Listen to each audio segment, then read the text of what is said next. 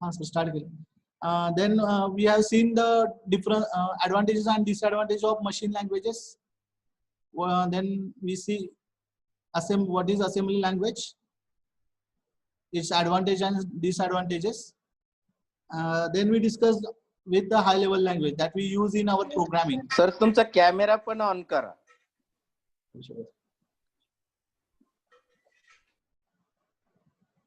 हाँ sir.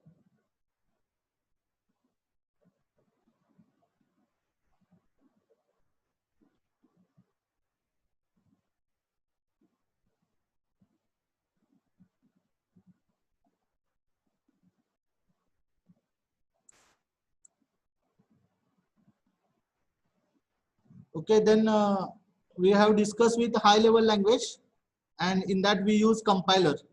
So compiler is a program that convert high level language into machine language or the low level language. We have seen also advantages and disadvantages of high level languages.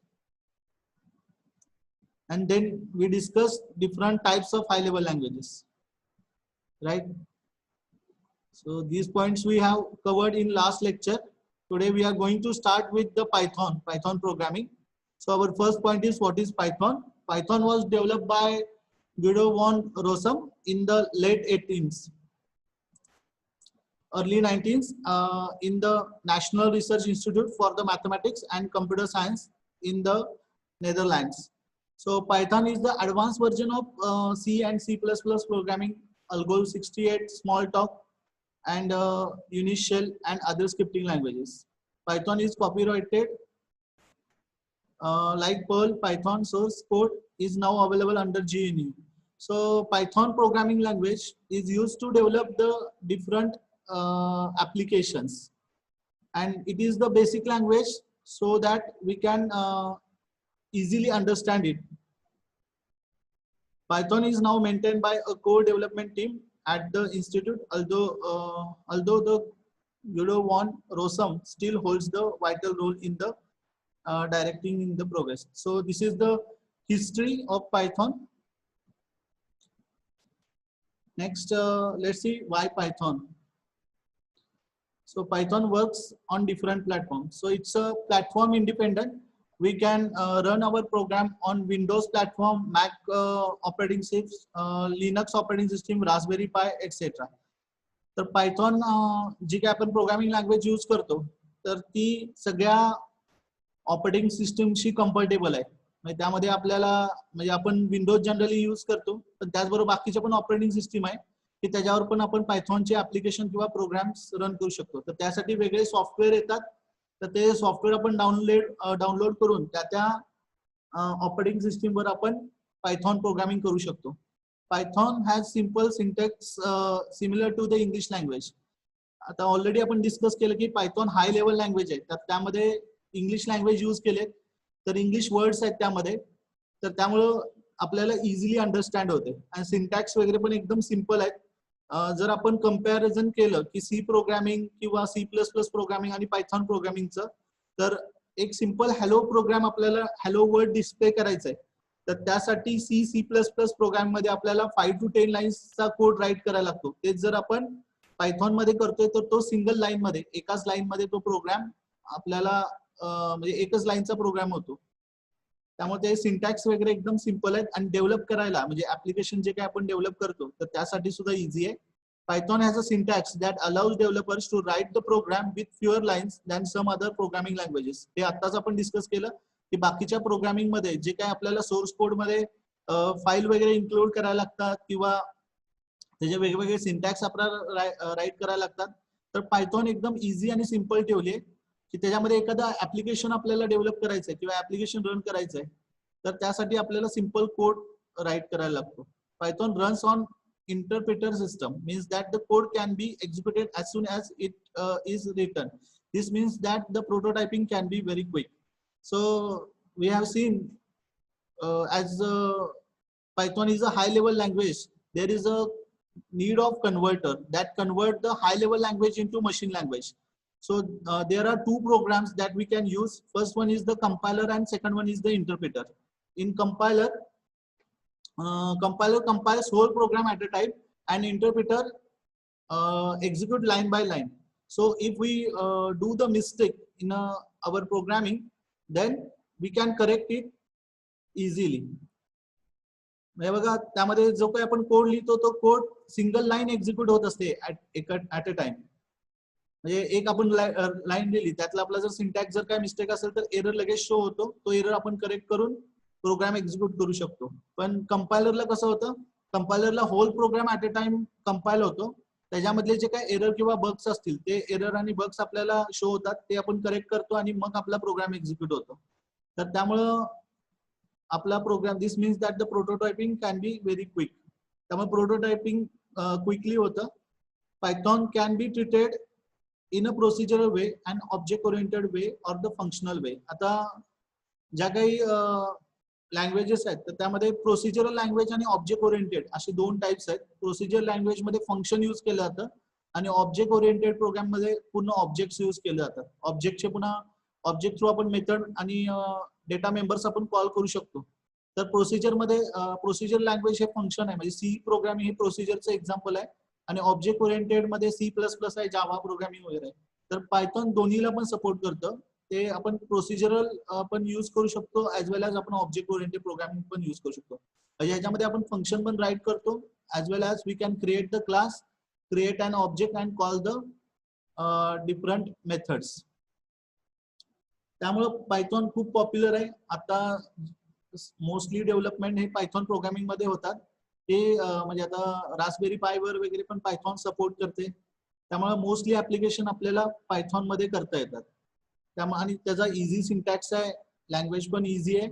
तर त्यामुळं Python popular आहे. त्यामुळे आपल्याला first इयरला या first Semla basic language म्हणून आपण Python शिकतो. Next point is Python is interpreted. Python process at a runtime by the interpreter. You do not need to compile your program before executing it. This is similar to Perl and PHP. Perl आणि PHP language मध्ये interpreter use करतात. Same like that Python मध्ये पण interpreter use केला जातो.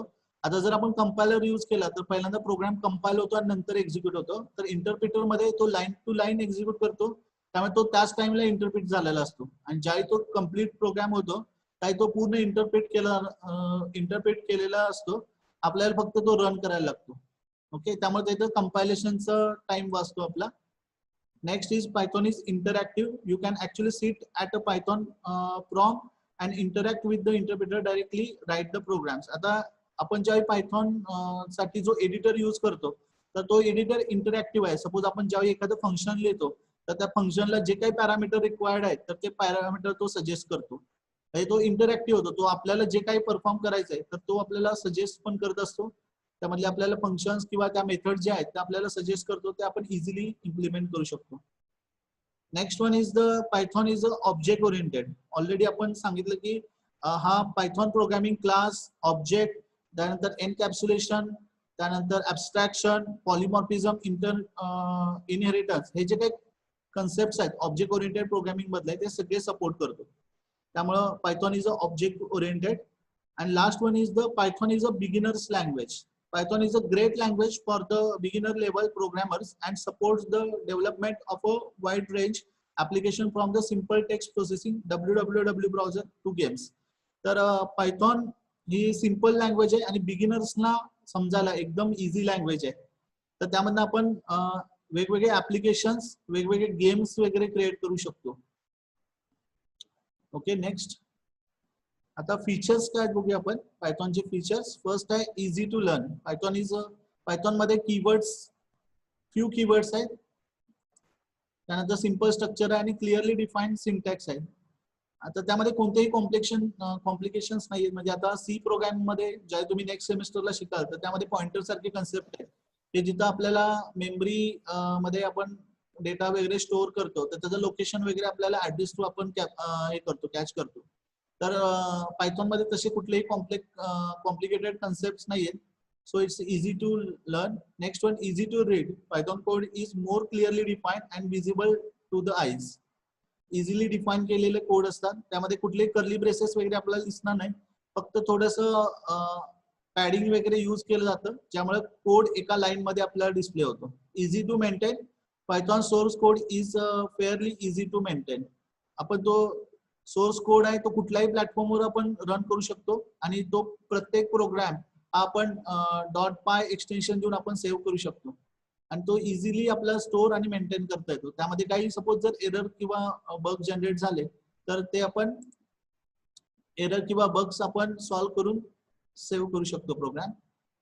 आता broad standard library Python सगळ्यासाठी म्हणजे सगळ्यात पॉप्युलर या गोष्टीसाठी की त्याच्या लायब्ररी फाइल्स, त्यामध्ये त्यांनी एवढ्या लायब्ररी फाइल्स प्रोव्हाइड केल्या आहेत की ज्यामुळं जी काय फंक्शनॅलिटी आपल्याला यूज करायची तर त्यासाठी आपल्याला फक्त त्यामधल्या मेथड्स आपल्याला फक्त लक्षात ठेवायला लागतात. आपण ती लायब्ररी फाईल इन्क्लूड केली की त्यातल्या मेथड्स आपण यूज करू शकतो. फॉर एक्झाम्पल आपल्याला मॅथमॅटिकल काही ऍप्लिकेशन बनवायचं असेल तर त्यामध्ये सपोज जर आपण मॅथची लायब्ररी जर आपण इम्पोर्ट करून घेतली तर त्यामधले सगळे फंक्शन्स आपल्याला यूज करता येतात. जसं जसं आपले प्रोग्रामिंग चालू होईल म्हणजे प्रॅक्टिकल सेशन आपण दाखवायला चालू करू तर त्याच वेळी तुमचे हे कन्सेप्ट पूर्ण क्लिअर होतील. तर Python bulk of the library is very portable and cross platform compatible Unix, Windows and Macintosh. तर जी काही लायब्ररी फाईल्स आहेत त्या सगळ्या ऑपरेटिंग सिस्टीमला सपोर्ट करतात. आता मगाशी मी मॅथ्सचं एक्झाम्पल सांगितलं. आता जर सपोज जर तुम्हाला काहीतरी कॅल्क्युलेटर वगैरे बनवायचं आहे किंवा तुमच्या प्रोग्रामिंग मध्ये तुम्हाला वेगवेगळे साइन मॅथ्स, साइन, कॉस असे काही फंक्शन्स वगैरे यूज करायचे असतील तर ते तुम्ही इझिली यूज करू शकता कारण की ते फंक्शन ऑलरेडी त्या मॅथ लायब्ररीमध्ये डिफाईन केले, जस्ट तुम्हाला ते कॉल करायचे. नेक्स्ट आहे interactive mode. Python has support interactive mode which allows the interactive testing and debugging of snippets the code. आता पायथॉन मध्ये इंटरॅक्टिव्ह मोड आहे. आता त्यामध्ये म्हणजे बघा आपल्याला जर एखादे एरर वगैरे जनरेट झाले तर ते आपण इझिली डिबग करू शकतो. म्हणजे ते आपल्याला लाईन टू लाईन एक्झिक्युशन देतं. प्रोग्राम मध्ये कुठे एरर आहेत, कुठं काय व्हॅल्यू येते हे सगळं आपल्याला शो करतं. त्यामुळं it's a interactive mode. Portable आपण आत्ताच डिस्कस केलं की ते वेगवेगळ्या प्लॅटफॉर्मवर रन होऊ शकतात. म्हणजे आता समजा काही कम्प्युटरचे आणि खूप कमी त्याला कॉन्फिगरेशन लागतं प्रोग्राम रन व्हायला. हार्डवेअर रिक्वायरमेंट खूप कमी आहे, त्याला मेमरी स्पेस पण कमी लागते. प्रोग्राम सेव्ह होताना ते काही केबी मध्ये सेव्ह होतात आणि इझिली एकदम फास्ट एक्झिक्यूट होतात. नेक्स्ट आहे extendable. You can add low level modules to the Python interpreter. These modules enable the programmers to add or customize their tools to be more efficient. आता पायथॉननी काही tools वगैरे provide केले आणि Python ही open source operating system आहे, sorry open source language आहे. म्हणजे ज्याचा source code आपल्याला ऑलरेडी अवेलेबल असतो आणि मग त्यामधले जे काही टूल्स आहेत ते आपण एक्सटेंड करू शकतो. आपल्याला हवे तसे ते टूल कस्टमाइज करू शकतो.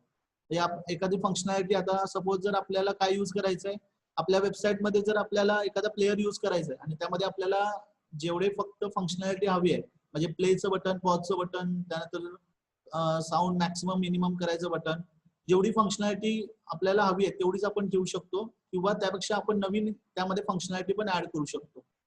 Databases. Python provides interfaces to all the major commercial databases. जे आता कमर्शियल डेटाबेस आहेत म्हणजे फायरबेस सारखे सुद्धा, तर ते डेटाबेस सुद्धा पायथॉन सपोर्ट करतं. त्यानंतर रेग्युलर जे काही डेटाबेसेस आहेत म्हणजे MySQLचा असेल, SQLचा असेल, ओरॅकलचा असेल, त्यानंतर ऍक्सेसचा असेल, सगळे डेटाबेस पायथॉन सपोर्ट करतो.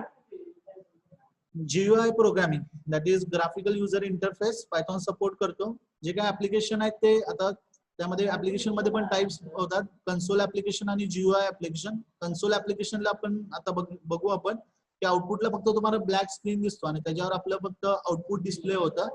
आणि GUI मध्ये आपण वेगवेगळे कलर्स यूज करू शकतो, वेगवेगळे कंट्रोल्स यूज करू शकतो, फॉर्म वगैरे जे आहेत किंवा आता जे काही वेगवेगळे कंट्रोल्स आहेत म्हणजे समजा वेगवेगळे कंट्रोल्स म्हणजे लेबल आहे, टेक्स्ट बॉक्स आहे, बटन आहे, असे वेगवेगळे कंट्रोल्स पण आपण त्यामध्ये यूज करू शकतो GUI programming too. Scalable. Python provides a better structure and support for language programs than the shell scripting. तर शेल स्क्रिप्टिंग मध्ये बघा, शेल स्क्रिप्टिंग म्हणजे कमांड लाईनला आपण प्रोग्रामिंग वगैरे जे करतो म्हणजे ज्या काही कमांड्स वगैरे असतात ते, तर पायथॉन आपल्याला बेसिक स्ट्रक्चर देतं आणि तो शेल स्क्रिप्टिंग पेक्षा वेगळं एन्व्हायरमेंट आपल्याला प्रोव्हाइड करतो की ज्याच्यावर आपण प्रोग्राम इफिशियंटली करू शकतो. So these are the features of Python programming. Next one, advantages of Python. First advantage is presence of the third party of module. Presence of third party modules. आपण third party modules पण त्यामध्ये add करू शकतो. म्हणजे बघा modules म्हणजे काय असतात तर आपण जो काही प्रोग्राम आहे किंवा जे काय आपलं ऍप्लिकेशन आहे ते आपण वेगवेगळ्या मॉड्यूल मध्ये आपण डिवाइड करू शकतो. आणि सपोज जर एखादं मॉड्यूल थर्ड पार्टीने क्रिएट केले तर ते पण आपल्या प्रोग्रामिंग मध्ये एम्बेड करून घेऊ शकतो. Extensive supports of library, NumPy for the numerical calculation, Pandas for the data analytics. आता हे अशा काही लायब्ररीज आपल्याला प्रोव्हाइड केल्या आहेत म्हणजे कॅल्क्युलेशन साठी किंवा अनालिट करण्यासाठी. अशा खूप साऱ्या डायनामिक लायब्ररीज आपल्याला प्रोव्हाइड केल्यात पायथॉननी. त्या यूज करून आपण वेगवेगळे ऍप्लिकेशन इझिली क्रिएट करू शकतो. Next one is the open source and community development. Open source आताच मी तुम्हाला सांगितलं की ही जे काही प्रोग्रामिंग लँग्वेज आहे ह्याचा सोर्स कोड आपल्याला अवेलेबल आहे. आता याच्यामध्ये जे काही आपल्याला सपोज जर फंक्शनॅलिटी मध्ये चेंज करून आपण नवीन त्याचं व्हर्जन क्रिएट करून ते आपण आपल्या ह्याच्यामध्ये यूज करू शकतो, प्रोग्रामिंग साठी यूज करू शकतो. तर त्याला म्हणतात ओपन सोर्स.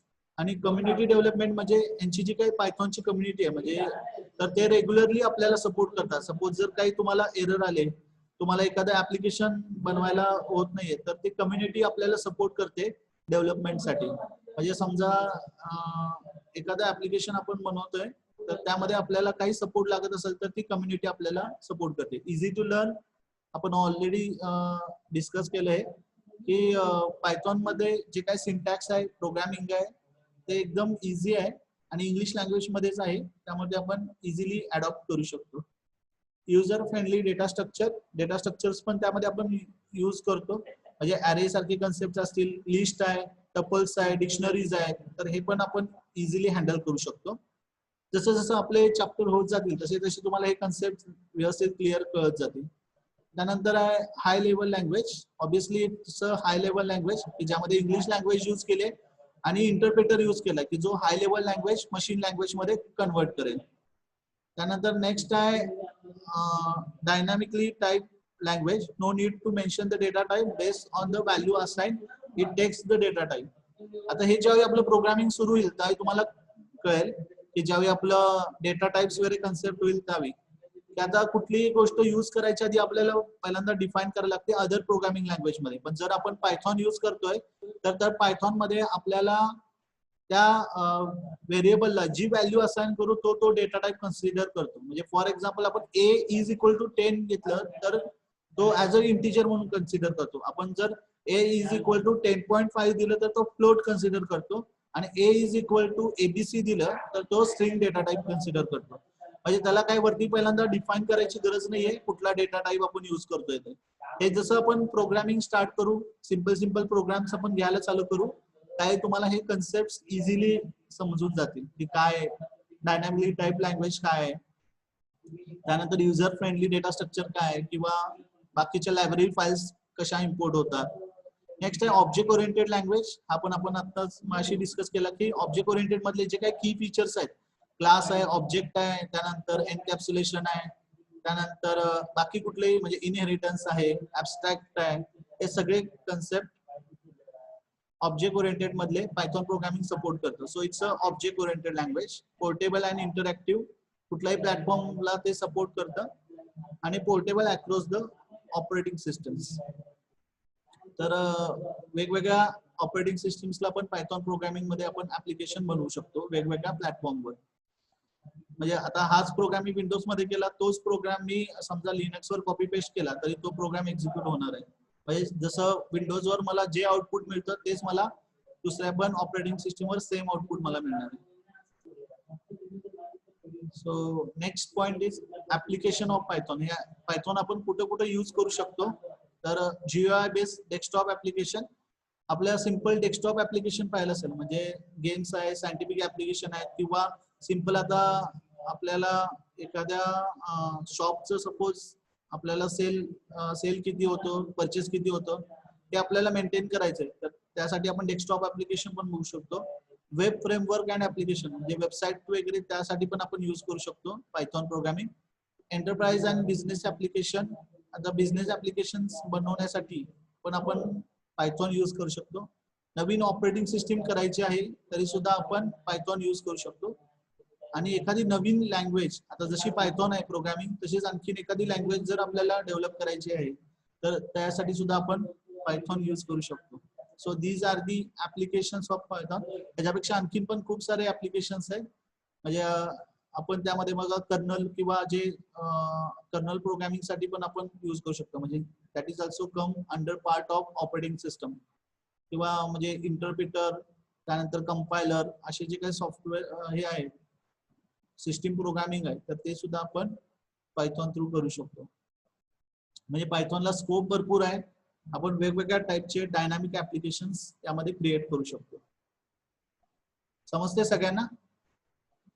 काय समजत नसेल तर विचारा, लास्टला विचारलं तरी चालेल. ओके. Organization using Python. आता ह्या सगळ्या ऑर्गनायझेशन आहेत जे पायथॉन प्रोग्रामिंग त्यांचं वेगवेगळे ऍप्लिकेशन डेव्हलपमेंट करण्यासाठी यूज करतात. त्यातलं काहीच मी ऑर्गनायझेशन आणि ज्या पॉप्युलरच आहेत तेवढ्याच फक्त घेतल्या. त्यामध्ये गुगल आहे, तर त्यामध्ये गुगल स्पायडर आहे. सर्च इंजिन साठी गुगल पायथॉन यूज करते. याहू मॅप्स साठी यूज करते. युट्यूब पण पायथॉन यूज करते. मॉझिला फायरफॉक्स पण जे आपण ब्राउझर यूज करतो ते पण पायथॉन यूज करतात. ड्रॉपबॉक्स पण आहे. मायक्रोसॉफ्ट सारखी ऑपरेटिंग सिस्टीम आहे ती पण पायथॉन यूज करते. सिस्को आहे, स्पॉटिफाय आहे, पुन्हा क्वेरा आपण जे बघितलं असेल. क्वेरा जर तुम्ही यूज करत असाल तर त्याच्यावर बघा वेगवेगळे क्वेश्चन्स आणि त्यांचं आन्सरिंग असतं, तर ते सुद्धा पायथॉन प्रोग्रामिंग यूज करतात. आता ही लिस्ट सगळी जी काही वेगवेगळ्या कंपनी आहेत जे पायथॉन रेफर करतात ती तुम्हाला डिझोन वर आपल्याला मिळेल. त्यावर सगळे वेगवेगळे कंपोनंट्स पायथॉनचे कुठल्या कुठल्या कंपनीज यूज करतात ते तिथं स्पेसिफाय केलेलं आहे. आता आपण इथून प्रोग्रामिंग आपण स्टार्ट करतोय म्हणजे पायथॉन प्रोग्रामिंग. आता त्यातला पहिला बेसिक कन्सेप्ट आहे आयडेंटिफायर. आयडेंटिफायर मीन्स प्रोग्रामचं नेम जे आता आपण प्रोग्राम पायथॉन मध्ये करणार आहे. थोड्या वेळाने आपण बघू की लाईव्ह प्रोग्राम कशी आपण करणार आहोत. तर त्यामधला पहिला सगळ्यात इम्पॉर्टंट कन्सेप्ट आहे पायथॉन आयडेंटिफायर. तर प्रोग्रामला जे काय आपण नेम देतो किंवा आपण त्यामध्ये व्हेरिएबल यूज करणार आहे तो पण आपल्याला नेक्स्ट आपल्याला समजेल की व्हेरिएबल काय. तर त्यांना जे काही आपण नेमिंग देतो तर त्या नेमिंगसाठी काही रूल्स आहेत ते इथं पायथॉन आयडेंटिफायर मध्ये दिले. फर्स्ट आहे Python identifier is a name used to identify the variable, function, class, methods.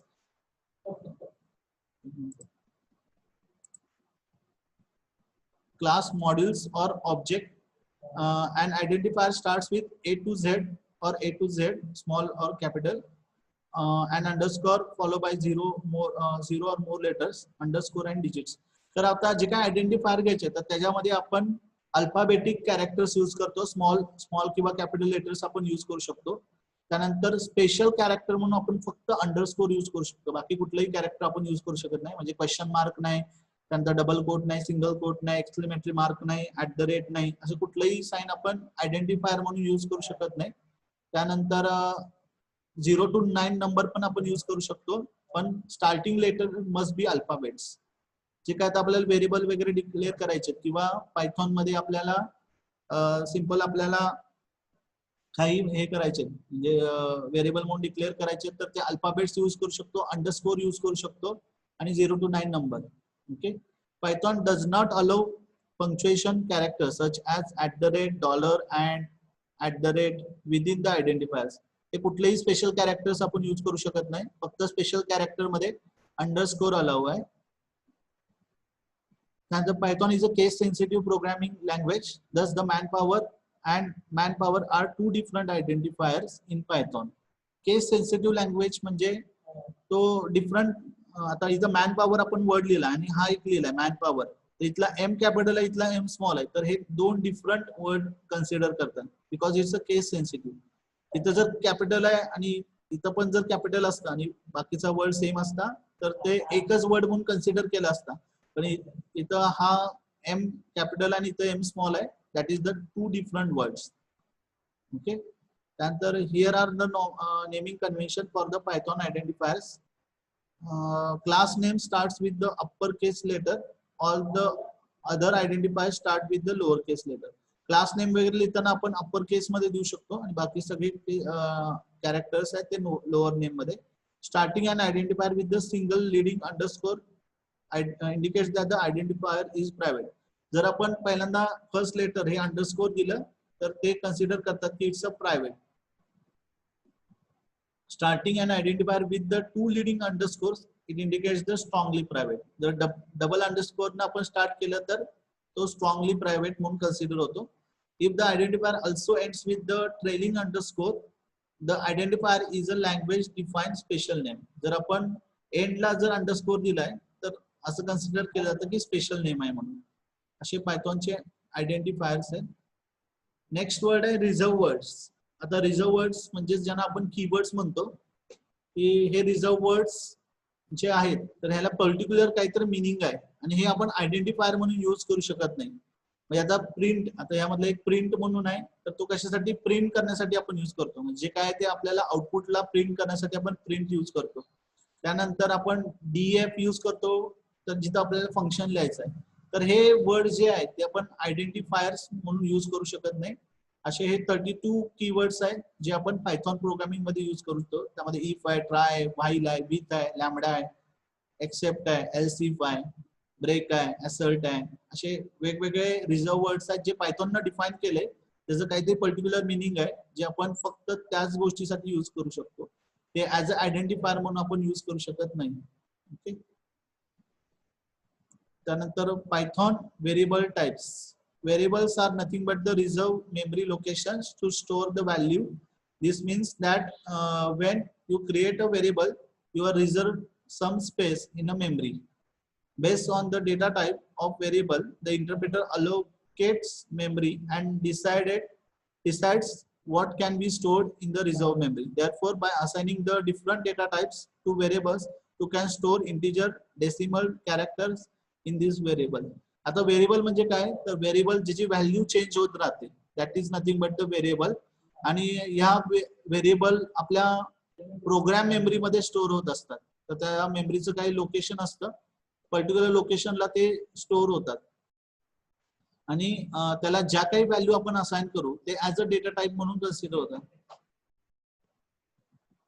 बघा आपलं सेशन संपत आलंय आता, म्हणजे मला वाटतं अजून 5 ते 10 मिनिटं राहील. आपण जेवढं कव्हर होईल तेवढं कव्हर करू. ओके. नंतर मीटिंग एंड झाली तर तुम्ही पण डिस्कनेक्ट व्हालच ऑटोमॅटिकली. तर जोपर्यंत चालते तोपर्यंत आपण चालू. ओके.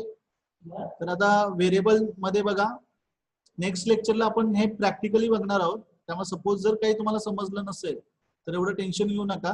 हे ज्यावेळी तुम्ही प्रॅक्टिकली बघाल त्यावेळी तुम्हाला एकदम इझिली वाटून जाईल. ओके. त्यानंतर बघा व्हेरिएबल, व्हेरिएबल म्हणत होतो की व्हेरिएबल ज्याची व्हॅल्यू चेंज होत राहते. म्हणजे आता for example a equal to 5 मी दिले, नंतर काय केलं मी a ची व्हॅल्यू मी 6 इन्क्रीज केली 1 न, तर a ची व्हॅल्यू आता काय झाली 6 झाली. तर that is non as the variable. आपण प्रोग्रामिंग मध्ये सपोज जर मी ऍडिशनचा प्रोग्राम करतोय त्यासाठी मला 3 व्हेरिएबल लागतील a b c. a मध्ये मी पहिल्या नंबरची व्हॅल्यू घेऊ, b मध्ये दुसऱ्या नंबरची व्हॅल्यू घेऊ, आपण त्याला काहीतरी असाइन करू. समजा a ची व्हॅल्यू मी 5 दिली, b ची 10 केली. मग मी काय करणार c is equal to a plus b. म्हणजे a ची व्हॅल्यू 5, b ची 10, म्हणजे c ची व्हॅल्यू काय झाली 5 प्लस 10 दॅट इज 15 व्हॅल्यू झाली. तर यासाठी आपण 3 व्हेरिएबल घेतले आणि त्याला ज्या पद्धतीने आपण व्हॅल्यू असाइन करू. आता a ला काय केली मी 5 केली, b ला 10 केली, तर तो डेटा टाइप त्याला कन्सिडर होतो. समजा मी त्याला काहीतरी कॅरेक्टर असाइन केलं असतं, समजा ए ला मी समजा बी कॅरेक्टर असाइन केले आणि बी ला सी कॅरेक्टर असाइन केले, तर त्याचा डेटा टाइप कॅरेक्टर झाला असता. तर जसं आपल्याला गरज आहे त्याप्रमाणे आपण त्याला त्या व्हेरिएबलला व्हॅल्यू असाइन करतो. ओके. त्यामध्ये वेगवेगळे टाइप्स आहेत बघा. डेटा टाइप्स इंटिजर आहे, डेसिमल आहे, कॅरेक्टर आहे, फ्लोट आहे, स्ट्रिंग आहे, ॲरे आहे. असे वेगवेगळे आपण डेटा टाइप त्याला असाइन करू शकतो.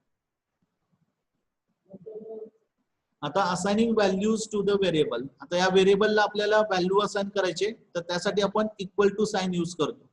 आता बघा इथं हा काउंटर नावाचा व्हेरिएबल आपण यूज केलाय, त्याला 100 व्हॅल्यू असाइन केली. माइल्स इज इक्वल टू 100.0 हा फ्लोट म्हणून आपण घेतलाय आणि name is equal to John हे डबल कोट मध्ये दिले, तर it consider as the string. म्हणजे आता बघा काउंटर काउंटर व्हेरिएबल आहे, त्याला 100 व्हॅल्यू असाइन केली, म्हणजे हा कुठला झाला इंटिजर टाइपचा व्हेरिएबल झाला. माइल्सला 1000.0 हा फ्लोट टाइपचा व्हेरिएबल झाला. Name is equal to John हा स्ट्रिंग टाइपचा झाला. असे आपण त्याला व्हेरिएबल आपण डिफाइन केले. नेक्स्ट आहे पॉइंट स्टँडर्ड डेटा टाइप्स. आता पायथॉन मध्ये बघा ज्या टाईपचा आपण डेटा यूज करतो तर त्याला म्हणतात डेटा टाइप्स. कुठल्या टाईपचा आपण डेटा आपल्या प्रोग्रामिंग मध्ये यूज करतोय. आता पायथॉननं त्यासाठी काही स्टँडर्ड डेटा टाइप्स आपल्याला प्रोव्हाइड केलेत. तर त्यामध्ये आहेत नंबर्स, म्हणजे जे आता इंटिजर असतील, फ्लोट असतील, ते सगळे नंबर्स डेटा टाइप मध्ये येतात. नेक्स्ट वन आहे स्ट्रिंग. आता आपण स्ट्रिंग बघितली बघा, डबल कोट मध्ये जे काय आपण सिक्वेन्स ऑफ कॅरेक्टर्स देतो तर त्यांना स्ट्रिंग डेटा टाइप मध्ये आहे. लिस्ट मध्ये आपण वेगवेगळ्या टाइपचा डेटा आपण घेऊ शकतो. तो लिस्ट सेम टपल पण त्याच कन्सेप्ट मध्ये की ज्यामध्ये आपण लिस्ट मध्ये आपण सेम डेटा टाइपचा घेतो, टपल मध्ये आपण डिफरंट डेटा टाइपचे व्हॅल्यू स्टोअर करतो तो टपल, आणि डिक्शनरी मध्ये आपण की आणि व्हॅल्यू पेअर घेतो. तर असे हे स्टँडर्ड डेटा टाइप्स आहेत जे आपण पायथॉन प्रोग्रामिंग मध्ये यूज करतो. आता वन बाय वन आपल्याला बघायचे. फर्स्ट आहे नंबर्स. आता नंबर्स म्हणजे बघा त्यामध्ये इंटिजर नंबर आहे, लॉंग नंबर आहे, फ्लोट नंबर आहेत आणि कॉम्प्लेक्स नंबर आहेत. हे सगळे नंबरच्या अंडर येतात. Number data types are stored the numeric values. Number objects are created when you assign the value to them. आता व्हेरिएबल 1 इक्वल टू 1 दिला म्हणजे काय, आपण त्याला एक नंबर असाइन केला म्हणजे ह्याचा डेटा टाइप काय झाला, नंबर झाला. पुन्हा 10 व्हॅल्यू असाइन केली तर त्याचा डेटा टाइप काय झाला, नंबर झाला. आता त्यामध्ये नंबर मध्ये पण सब टाइप्स आहेत. जर आपल्याला इंटिजर हवा असेल तर INT आपण देतो. रेंज जर आपल्याला लॉंग हवी असेल लॉंग मध्ये येतो. लॉंग मध्ये हेक्साडेसिमल वगैरे पण कॅरेक्टर्स येतात तर तो लॉंग डेटा टाइप मध्ये येतो. फ्लोट म्हणून आहे, जिथं डेसिमल पॉइंट्स येतात तिथं फ्लोट डेटा टाइप आहे. म्हणजे बघा इथं एक्झाम्पल 0.0, 15.20, -21.9 तर ते सगळे फ्लोट मध्ये येतात. कॉम्प्लेक्स एक आहे. कॉम्प्लेक्स मध्ये बघा तुम्हाला माहित असेल एक इमॅजिनरी पार्ट असतो आणि एक रिअल पार्ट असतो. तर तसे नंबर असतील तर ते कॉम्प्लेक्सच्या अंडर येतात. हे सगळे नंबरच्या अंडर येतात, नंबर डेटा टाइपच्या. ओके, हा पहिला टाइप झाला. नेक्स्ट आहे string. Strings in a Python are identified as the contiguous set of the character represented in the quotation mark.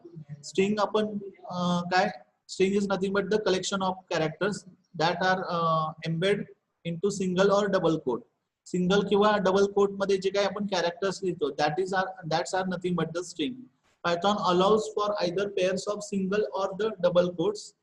Single किंवा डबल कोट आपण स्ट्रिंग साठी यूज करू शकतो. Subset of the string can be taken use the slice of the operator.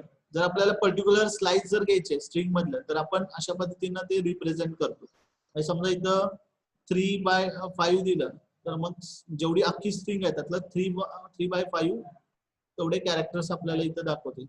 Generally त्याचं indexing 0 पासून start होतं आणि end with -1. म्हणजे लास्ट स्ट्रिंग मधला कॅरेक्टर -1 न रिप्रेझेंट होतो. आता हे जे बघा सिंपल एक्झाम्पल दिलंय. एक स्ट्रिंग आपण घेतली इथं हॅलो वर्ल्ड. आता समजा मी फक्त आता प्रिंट कशासाठी यूज करतात तर व्हॅल्यू प्रिंट करण्यासाठी, म्हणजे आउटपुटला आपल्याला प्रिंट करायचंय. जर मी प्रिंट str लिहिलं तर आहे तशी स्ट्रिंग प्रिंट होईल. मी जर प्रिंट str0 लिहिलं तर पहिलं कॅरेक्टर फक्त प्रिंट होईल, कारण त्यातलं पहिलं कॅरेक्टर पण दिलं. प्रिंट स्ट्रिंग str225 तर तो काय प्रिंट करेल बघा 0 1 2 इथं L 3 4 आणि स्पेस 5 म्हणजे तो LLO प्रिंट करेल.